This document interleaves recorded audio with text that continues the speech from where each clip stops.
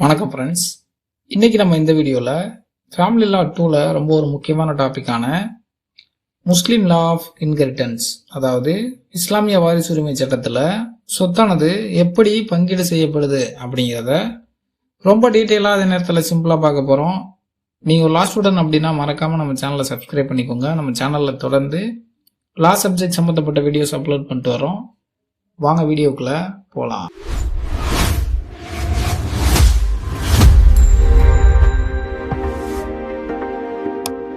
First நம்ம ஒரு இஸ்லாமிய வாரிசுரிமை சட்டத்தில் ஒரு சில பொதுவான கொள்கைகள் இருக்கு. அதை ஃபர்ஸ்ட் நம்ம அண்டர்ஸ்டாண்ட் பண்ணால் மட்டும்தான் அவங்களுக்கான சொத்து பங்கீடு எப்படி இருக்கும் அப்படிங்கிறத நம்ம புரிஞ்சுக்க முடியும். அதில் முதல்ல என்ன அப்படின்னு பார்த்தோம்னா, இங்கே இந்த இஸ்லாம் லா ஆஃப் இன்ஹெரிட்டன்ஸை பொறுத்த வரைக்கும் அங்கே பூர்வீக சொத்து, சுய சம்பாத்திய சொத்து அப்படிங்கிற எந்த ஒரு வேறுபாடுமே இல்லை. ஒரு நபர் இறக்குறாரு அப்படின்னா அவர் இறக்கும் பொழுது அவருக்கு சொந்தமான அனைத்து சொத்துகளுமே அவருடைய வாரிசுகளுக்கு ஒரே மாதிரியாக தான் ஒரு சொத்தாக தான் கன்சிடர் பண்ணப்படும். இங்கே பூர்வீக சொத்து, சுய சம்பாத்திய சொத்து அப்படிங்கிற வேறுபாடு அப்படிங்கிறது கிடையாது. இது ரொம்ப ரொம்ப முக்கியமாக நம்ம அண்டர்ஸ்டாண்ட் பண்ண வேண்டிய ஒரு விஷயம். அடுத்ததா, இந்த சொத்தானது பிறப்புரிமையின் அடிப்படையில் வராது. அதாவது ஒரு சொத்தின் உரிமையாளர் இருக்காரு அப்படின்னா அவர் இறந்ததுக்கு அப்புறம் தான் ஒருவர் வாரிசா அந்த விஷயத்துல வர முடியும், அந்த சொத்துக்கு வாரிசா வர முடியும். உதாரணமா ஒரு தந்தை இருக்காரு அப்படின்னா அவர் உயிருடன் இருக்கும் பொழுதே மகன் அந்த சொத்துல பங்கு அப்படிங்கிறது கேட்க முடியாது. இதே மிதாக்சரா கூட்டு குடும்பம் முறையில பார்த்தோம் அப்படின்னா ஒரு தந்தை இருக்காரு அப்படின்னா அவருடைய சொத்து மகனுக்கு சம பங்கு இருக்கு அப்படின்னு நம்ம பார்த்திருப்போம். பொதுவா இந்த இஸ்லாமிய சட்டத்தின்படி தந்தை வழி வாரிசுரிமை அப்படிங்கிறது பொதுவாக காணப்படுது. அதாவது பெண்களுக்கு தெளிவான வரையறுக்கப்பட்ட பங்குகள் இருக்குது அப்படின்னாலுமே இது பொதுவாக ஆண்களுக்கும் ஆண்கள் மூலம் வரும் உறவினர்களுக்கு தான் முன்னுரிமை அப்படிங்கிறது கொடுக்குது. அடுத்ததா மிக முக்கியமாக நம்ம தெரிஞ்சுக்க வேண்டியது என்ன அப்படின்னா 1/3 ரூல் அப்படிங்கிற ஒரு கான்செப்ட். அதாவது ஒரு இஸ்லாமியர் இருக்கார் அப்படின்னா அவருடைய சட்டப்பூர்வ வாரிசுகளோட ஒப்புதல் இல்லாம தனது சொத்துல 1/3 பங்கிற்கு மேல உயில் அப்படிங்கிறது எழுதி வைக்க முடியாது. அவர் உயில் எழுதி வைக்கணும் அப்படின்னா 1/3 பங்கு மட்டும்தான் எழுதி வைக்க முடியும். மீதம் இருக்கிற 2 பாகம் அப்படிங்கிறது அவர் கட்டாயம் அவருடைய வாரிசுகளுக்கு தான் போகும். இப்போ உதாரணமா ஒரு முஸ்லிம் ஆண் இருக்கார் அப்படின்னா அவர் தன்னுடைய எல்லா சொத்தையும் ஒரு நபருக்கு மொத்தமா கொடுக்க முடியுமா அப்படின்னா அது கண்டிப்பா முடியாது. அவர்கிட்ட இருக்கிற சொத்துல 1/3 பங்கை மட்டும்தான் உயிலா ஒரு நபருக்கு எழுதி வைக்க முடியும். அடுத்ததா மிக முக்கியமான ஒரு ரூல் என்ன அப்படின்னா, முஸ்லிம் அதாவது இஸ்லாமிய வாரிசுரிமை சட்டத்தின்படி ஆண்கள் மற்றும் பெண்களுக்கான பங்குகள் எப்படி கணக்கிடப்படும் அப்படின்னா, இது ஒரு பொதுவான ஒரு விதியா இருக்கு. அதாவது ஒரு பெண் ஒரு பங்கு பெறாங்க அப்படின்னா அதை விட 2 மடங்கு அதிகமான பங்கை ஆண் வாரிசு பெறுவாரு. உதாரணமா ஒரு ஆண் முஸ்லிம் நபர் இறந்துறார் அப்படின்னா அவருக்கு அவருடைய மகளுக்கு 1 மடங்கு அவருடைய சொத்து போகுதுன்னா அவருடைய மகனுக்கு 2 மடங்கு அப்படிங்கிறது அவருடைய சொத்தானது போகும். இது எல்லாமே இந்த ஒரு சொத்தை பிரிக்கிறதுக்கு முன்னாடி நம்ம தெரிஞ்சு வச்சிருக்க வேண்டிய ஒரு ரொம்ப முக்கியமான ஒரு ரூல். அடுத்ததா, ஒரு சொத்தை பிரிக்கிறதுக்கு முன்னாடியே ஒரு சில நடைமுறைகளை நம்ம முஸ்லீம் லா ஆஃப் இன்ஹெரிட்டன்ஸ் படி கடைபிடிக்கணும். அதாவது என்ன அப்படின்னா, முதல்ல அவருடைய இறுதி சடங்குகள், அந்த இறந்த நபருக்கான இறுதி சடங்குகளுக்கு தேவையான செலவுகளை நம்ம அவருடைய சொத்துலேருந்து ஃபர்ஸ்ட் எடுத்துடணும். அடுத்ததா அவர் ஏதேனும் கடன்கள் வச்சிருந்தார் அப்படின்னா அந்த கடன்கள் அடைக்கக்கூடிய தொகையும் அதுலேருந்து நம்ம கழிச்சிடணும்.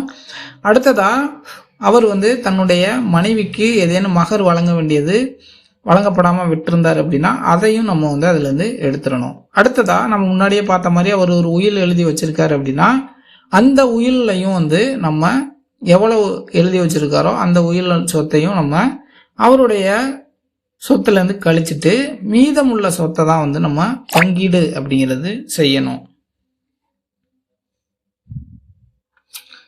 ஃபர்ஸ்ட் நம்ம இந்த பங்கீடு செய்யணும் அப்படின்னா யார் யாருக்கெல்லாம் எவ்வளவு பங்கு போகும் அப்படின்னு முதல்ல நம்ம பார்க்கணும்.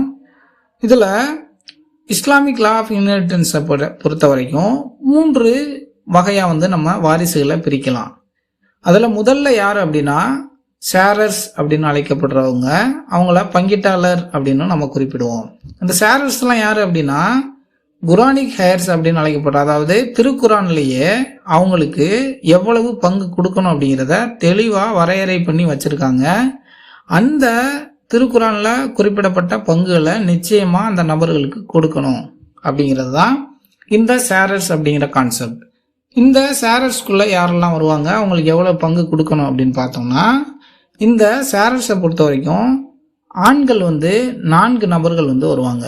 யாரெல்லாம் வருவாங்க அப்படின்னு பார்த்தோம்னா கணவர் வந்து ஷேரராக வருவார், அடுத்ததா தந்தை வந்து ஷேரராக வருவார், அடுத்ததா தந்தை வழி பாட்டனார், அதாவது தந்தையுடைய கிராண்ட்ஃபாதர், அதாவது தந்தையுடைய கிராண்ட்ஃபாதர் வந்து ஒரு ஷேரராக வருவார். அடுத்ததா கருப்பை வழி சகோதரன், அதாவது ஒரு தாய் இருப்பாங்க ஆனால் 2 தந்தைகள் இருப்பாங்க, அந்த சகோதரன் வந்து ஷேரரா வருவாங்க.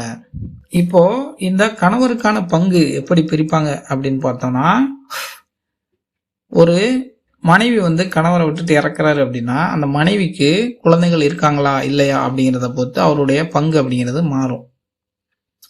ஒரு கணவர் வந்து அவருடைய சொத்துல 1/2 ஆனது அவருக்கு போகும். எப்பொழுது அப்படின்னா அவருக்கு எந்த குழந்தைகளும், அந்த இறந்து போன மனைவிக்கு குழந்தைகள் இல்லாத பட்சத்தில். அடுத்ததா அந்த மனைவிக்கு இறந்து போன அந்த மனைவிக்கு குழந்தைகள் இருந்தாங்க அப்படின்னா அவங்களுக்கு அந்த கணவருக்கு 1/4 அந்த சொத்தானது பிரித்து கொடுக்கப்படணும். அடுத்ததா தந்தை இருக்காரு, அவருக்கு எப்படி சொத்து போகும் அப்படின்னு பார்த்தோம்னா, ஒரு தந்தை அப்படிங்கிற நபர் ஷேரராகவும் வருவார், அதே நேரத்தில் ரெசிடரியாகவும் வருவார். இந்த ரெசிடரிஸ் அப்படின்னா யார் அப்படிங்கிறத நம்ம அடுத்ததாக பார்ப்போம். இப்போது தந்தை வந்து இருக்காரு, அவருக்கு வந்து அவருடைய மகள் வந்து இறந்துடுறாங்க அப்படிங்கிற பட்சத்தில் திருமணமான பொழுது அவருக்கு வந்து 1/6 வந்து அவருடைய சொத்தானது பகிர்ந்தளிக்கப்படும். அவருக்கு அந்த இறந்த அந்த மகளுக்கு குழந்தைகள் இருந்தாலும் குழந்தைகள் இல்லை அப்படின்னாலும் அந்த சொத்தானது 1/6 தான் அவருக்கு பகிர்ந்தளிக்கப்படணும். அடுத்ததா மூன்றாவதா தந்தை வழி பாட்டனார் அப்படின்னு நம்ம பார்த்தோம். இதுல ஒரு முக்கியமான ரூலை வந்து நம்ம பார்க்கணும். இப்ப தந்தை உயிரோட இருக்காரு அப்படின்னா தந்தை வழி பாட்டனாருக்கு எந்த ஒரு சொத்துல பங்கும் கிடையாது. அப்படி தந்தை இறந்துடுறாரு, தந்தை வழி பாட்டனார் தான் உயிரோட இருக்காரு அப்படின்னா அவருக்கு 1/6 அந்த சொத்துல பங்கானது கொடுக்கப்படணும். அடுத்ததா கருப்பை வழி சகோதரன், அதாவது நம்ம முன்னாடியே பார்த்த மாதிரி ஒரு தாய் இருப்பாங்க ஆனா 2 தந்தைகள் வந்து இருப்பாங்க. அப்படி அந்த பெண் வந்து இறந்துடுறாங்க, அவங்களுக்கு ஒரு சகோதரன் இருக்காரு, அவரு வேறொரு தந்தையின் வழி பிறந்த சகோதரன் அப்படின்னு பார்த்தோம்னா அவருக்கும் சொத்துல பங்கு 1/6 தான் கணக்கிடப்படும். ஆனா அவங்களுக்கு 2ற்கு மேற்பட்ட யூட்ரின் பிரதர் கருப்பை வழி சகோதரர்கள் இருந்தாங்க அப்படின்னா அந்த சொத்தானது 1/6 1/3 பகிர்ந்தளிக்கப்படும். அடுத்ததா 4 ஆண் நபர்களை வந்து நம்ம ஷேரரா பார்த்தோம். அடுத்து 8 பெண் நபர்கள் வந்து ஷேரரா குரான்ல வந்து குறிப்பிடப்பட்டிருக்காங்க. அவங்க யாரு அப்படின்னு பார்த்தோம்னா, முதல்ல மனைவி. இந்த மனைவிக்கு ஷேர் எப்படி போகும் அப்படின்னு பார்த்தோம்னா, அந்த இறந்து போன அந்த மனைவியுடைய கணவருக்கு குழந்தைகள், அந்த மனைவிக்கு குழந்தைகள் இருந்தாங்க அப்படின்னா 1/4 அவங்களுக்கு குழந்தைகள் எதுவும் இல்லை அப்படிங்கிற பட்சத்துல 1/8 சொத்தானது பகிர்ந்தளிக்கப்படணும். அடுத்ததா மகள், அதாவது ஒரு இறந்து போற ஒரு நபருடைய மகள் இருக்காங்க அப்படின்னா அந்த மகளுக்கு வந்து உடன் பிறந்த சகோதரன் யாருமே இல்லை அப்படிங்கிற பட்சத்தில் அந்த சொத்தில் வந்து 1/2 வந்து நம்ம அந்த சொத்தானது 1/2 அந்த மகளுக்கு பகிர்ந்தளிக்கப்படணும். 2 அல்லது அதுக்கு மேற்பட்ட மகள்கள் இருக்காங்க அந்த நபருக்கு அப்படின்னா அது வந்து 2/3 பகிர்ந்தளிக்கப்படும். அடுத்ததா மகனின் மகள், அதாவது இறந்தவருடைய சொந்த மகன் ஒருத்தர் இருக்கார் அப்படின்னா அவர் உயிருடன் இல்லாத பொழுது அவருடைய மகளுக்கு அந்த சொத்துல பங்கு அப்படிங்கிறது கிடைக்கும். இது வந்து 1/2 வந்து பகிர்ந்தளிக்கப்படும். அடுத்ததா அந்த இறந்த நபருடைய தாய், இவங்களுக்கு நம்ம முன்னாடியே பார்த்த மாதிரி அந்த குழந்தைகள் அப்படிங்கிறது இருந்துச்சு அப்படின்னா அவங்களுக்கு 1/6 ஆகும். இறந்தவருக்கு குழந்தைகள் எதுவுமே இல்லை அப்படிங்கிற பொழுது 1/3 பகிர்ந்தளிக்கப்படும். அடுத்ததா 5வதா ட்ரூ கிராண்ட் மதர், அதாவது அவருடைய இறந்தவருடைய கிராண்ட் மதர் இருக்காங்க அப்படின்னா அவங்களுக்கு சொத்து 1/6 வந்து பகிர்ந்தளிக்கப்படும். இதற்கு முக்கியமான ஒரு ரூல் என்ன அப்படின்னா அவருக்கு மதர் வந்து இருக்கக்கூடாது. அவங்க அம்மா இல்லைன்னா மட்டும்தான் அந்த சொத்தானது கிராண்ட் மதருக்கு போகும். அடுத்ததா ஃபுல் சிஸ்டர், அதாவது அவருக்கு சகோதரி இருந்தாங்க அப்படின்னா ஒரே ஒரு சகோதரி இருந்தாங்கன்னா அந்த சொத்தானது 1/2 அவங்களுக்கு பகிர்ந்தளிக்கப்படும். 2 சகோதரிகள் இருந்தாங்கன்னா 2/3 பகிர்ந்தளிக்கப்படும். கருப்பை வழி சகோதரி அப்படின்னு அழைக்கப்படுற ஒரு தாய் இருப்பாங்க, இருவேறு தந்தைகள் வந்து இருப்பாங்க. இவங்களுக்கு அவருடைய சொத்து எப்படி பகிர்ந்தளிக்கப்படும் அப்படின்னா ஒரே ஒரு சகோதரி மட்டும் தான் இருக்காங்க அப்படின்னா அவங்களுக்கு 1/6 ஆகும். 2ற்கு மேற்பட்ட சகோதரிகள் இருக்காங்க அப்படின்னா அவருடைய சொத்து வந்து 1/3 பகிர்ந்தளிக்கப்படும். இப்போ அந்த ஷேரர்ஸ்ல 4 ஆண் நபர்களையும் 8 பெண் நபர்களையும் அவங்களுக்கு எப்படி சொத்தானது பகிர்ந்து அளிக்கப்படும் அப்படின்னு குரான்ல சொல்லி இருக்கிறத நம்ம பார்த்தோம்.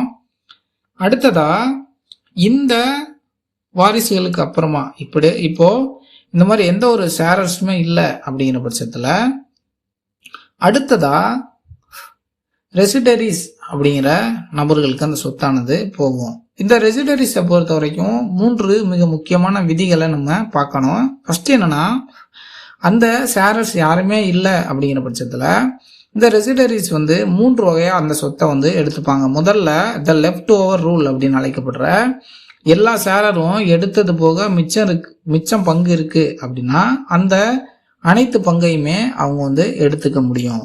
அடுத்ததா the winner take all rule அப்படிங்கிற கான்செப்டின் கீழே எந்த ஒரு ஷேரருமே இல்லை அப்படிங்கிற பட்சத்துல முழு சொத்தையுமே அந்த ரெசிடரிஸ் வந்து எடுத்துக்க முடியும். அடுத்ததா த எம்டி பாட் ரூல் அப்படின்னு அழைக்கப்படுற ரூலுக்கு கீழே ஒரு சொத்து இருக்கு அப்படின்னா அந்த சொத்துல 100% வந்து அவங்களுடைய வாரிசுகளே எடுத்துக்கிட்டாங்க அப்படின்னா அந்த ரெசிடரிஸ் அப்படிங்கிறவங்களுக்கு எந்த ஒரு சொத்துமே கிடைக்காது.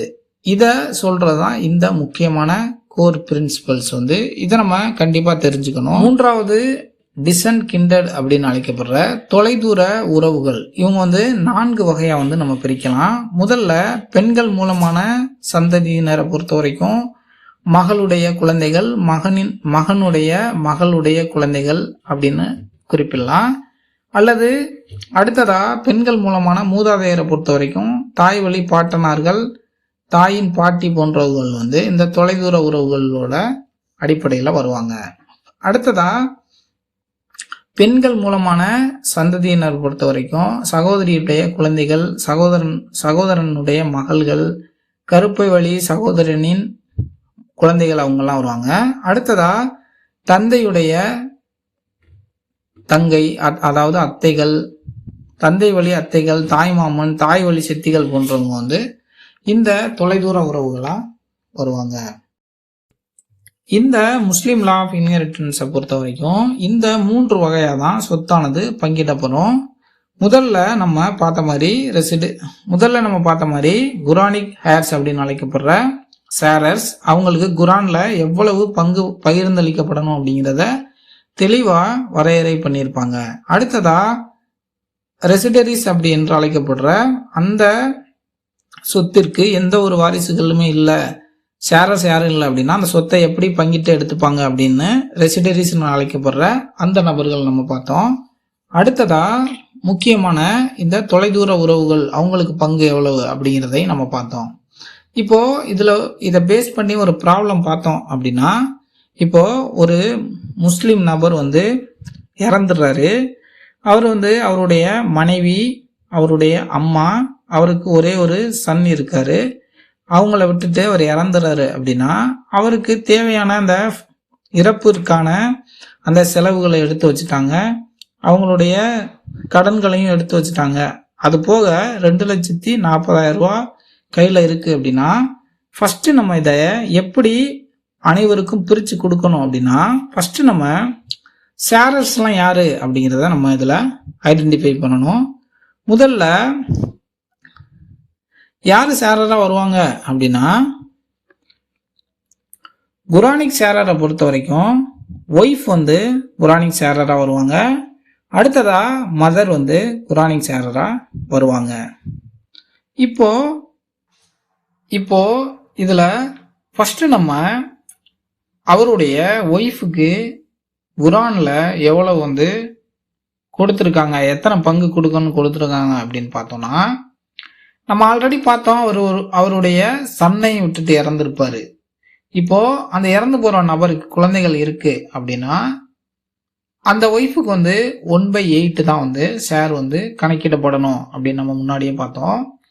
இப்போ அந்த பேலன்ஸ் இருக்கிற 2,40,000 ரூபா அமௌண்ட்டை 8ஆல டிவைட் பண்ணோம் அப்படின்னா அந்த ஒய்ஃபுக்கு சேர வேண்டிய அமௌண்ட் வந்து 30,000 வரும். அடுத்ததா அவருடைய அம்மாவுக்கு சேர வேண்டிய ஷேர் எவ்வளோ அப்படின்னு பார்த்தோம்னா 1/6 அப்படின்னு நம்ம ஆல்ரெடி பார்த்தோம். இப்போ இந்த 2,40,000 ரூபாயை 6ஆல டிவைட் பண்ணோம் அப்படின்னா 40,000 ரூபாய் அப்படிங்கிறது அவங்க அம்மாவுக்கு போக வேண்டிய பணமா இருக்கு. அடுத்ததா இந்த 2 அமௌண்ட்டையுமே, அதாவது அவங்க ஒய்ஃபுக்கான 30,000 பிளஸ் அவங்க அம்மாவுக்கான 40,000 பார்த்தோம்னா மொத்தம் 70,000 ரூபா. இந்த 70,000 ரூபா போக பேலன்ஸ் எவ்வளோ இருக்குது அப்படின்னா 1,70,000 ரூபா வந்து பேலன்ஸ் இருக்கும். இப்போ அவருடைய சன்னை வந்து நம்ம ஆல்ரெடி ரெசிடரியாக பார்த்தோம், அதாவது மீதம் இருக்கிற அனைத்தையும் எடுத்துக்கொள்ளக்கூடிய ஒரு நபராக அவருடைய சன் வந்து இருக்காரு. இங்கே இந்த பேலன்ஸ் இருக்கிற எல்லா அமௌண்ட்டையுமே அவருடைய சன்னு தான் எடுத்துப்பாரு. இப்போ இதன் அடிப்படையில் பார்த்தோம் அப்படின்னா அந்த 2,40,000 ரூபா சொத்துல அவருடைய ஒய்ஃபுக்கு வந்து 30,000, அம்மாவுக்கு வந்து 40,000, அடுத்ததா பேலன்ஸ் இருக்கிற எல்லாத்தையும் ரெசிடரியா அவருடைய சன் வந்து எடுத்துப்பாரு. அடுத்து இருக்கிற ஒரு ப்ராப்ளம் பார்த்தோம் அப்படின்னா ஒரு முஸ்லீம் நபர் வந்து இறந்துடுறாரு. அவருடைய தந்தை, மனைவி, ஒரு மகன் மற்றும் 2 மகள்களை விட்டுட்டு இறந்துடுறாரு. இப்போ நம்ம ஆல்ரெடி பார்த்த ப்ராப்ளத்துல மாதிரி இப்போ யாரெல்லாம் வந்து குரானிக் ஹையர்ஸ், அதாவது ஷேரர்ஸ் அப்படின்னு நம்ம பார்க்கணும். ஃபர்ஸ்ட் நம்ம இந்த ஷேரரை பொறுத்த வரைக்கும் அவருடைய மனைவிக்கான பங்கு எவ்வளோ அப்படின்னு பார்த்தோம்னா 1/8 தான் வந்து மனைவிக்கான பங்கு. இவருடைய சொத்து மதிப்பு எல்லாம் போக அவருக்கு சேர வேண்டிய அந்த இறப்புக்கு செலவு, அவருக்கான டெப்ட் எல்லாம் போக பேலன்ஸ் இருக்கிறது 9,60,000 ரூபா. இந்த 9,60,000 ரூபா பணத்தை அவங்களுடைய மனைவிக்கு 8 பகுதி கொடுக்கணும் அப்படின்னா டிவைடட் பை 8 போட்டோம்னா 1,20,000 ரூபா அப்படிங்கிறது அவருடைய மனைவியுடைய பங்கா இருக்கும். அடுத்ததா அவருடைய தந்தையும் வந்து நம்ம ஷேரரா நம்ம பார்க்கும் பொழுது பார்த்தோம். அப்போ அவருக்கு 1/6 அப்படிங்கிறது கண்டிப்பா கொடுக்கணும். அந்த 9,60,000 ரூபாய 6 பாகம் வந்து இவருக்கு போகணும் அப்படின்னா 1,60,000 ரூபா அவருடைய தந்தைக்கு நம்ம கொடுக்கணும். அடுத்ததா மீதம் இருக்கிற பணம், அதாவது இப்போ இவங்க இருவருமே வந்து ஷேரரா வருவாங்க.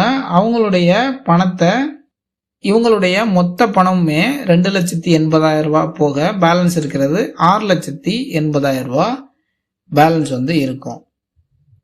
இப்போ அவருடைய மகன் இருக்காங்க, மகள்கள் இருக்காங்க. இவங்களுக்கு எப்படி நம்ம சொத்தை பங்கு பிரிப்போம் அப்படின்னா நம்ம முன்னாடியே பார்த்தோம், மகளுக்கு 1 பங்கு கொடுத்தாங்க அப்படின்னா மகனுக்கு அதுல 2 மடங்கா கொடுக்கணும் அப்படின்னு பார்த்தோம். இதை எப்படி பிரிக்கணும் அப்படின்னு பார்த்தோம்னா இந்த 6,80,000 ரூபாய மகனுக்கு 2 மடங்கு, மகளுக்கு 1 மடங்கு அப்படின்னா 2 மகள்கள் இருக்காங்க. இப்போ இத மொத்தம் நம்ம 4 பங்கா டிவைட் பண்ணணும். அதாவது இந்த 6,80,000 ரூபாயை 4 மடங்கா நம்ம வந்து 4 பங்கா வந்து நம்ம பிரிச்சோம்னா ஒரு ஆளுக்கு ஒரு பங்குக்கு 1,70,000 ரூபா அப்படிங்கிறது வரும். இப்போ ஒரு மகளுக்கு 1,70,000 ரூபா, இன்னொரு மகளுக்கு 1,70,000 ரூபா கொடுத்தது போக 2 பங்கு பேலன்ஸ் இருக்கிறத அவருடைய மகன் அப்படிங்கிறவரு 3,40,000 ரூபாய எடுத்துப்பாரு. இப்போ இப்படி ஒரு இஸ்லாமிய ஆண் வந்து தன்னுடைய தந்தை, மனைவி, ஒரு மகன், 2 மகள்களை விட்டுட்டு இறக்குறாரு அப்படின்னா அவருடைய சொத்தானது இவ்வாறு தான் பங்கிடப்படும். இப்போ இந்த முஸ்லீம் லா ஆஃப் இன்ஹெரிட்டன்ஸை பொறுத்த வரைக்கும் அவருடைய சொத்தை எப்படி பங்கிடணும் அப்படிங்கிறத ரொம்ப தெளிவாக அதே நேரத்தில் சிம்பிளாக பார்த்தோம். இது போல் பல வீடியோக்கள் நம்ம சேனலில் இருக்குது. தொடர்ந்து வாட்ச் பண்ணுங்கள். தேங்க்யூ ஃபார் வாட்சிங். Have a great day.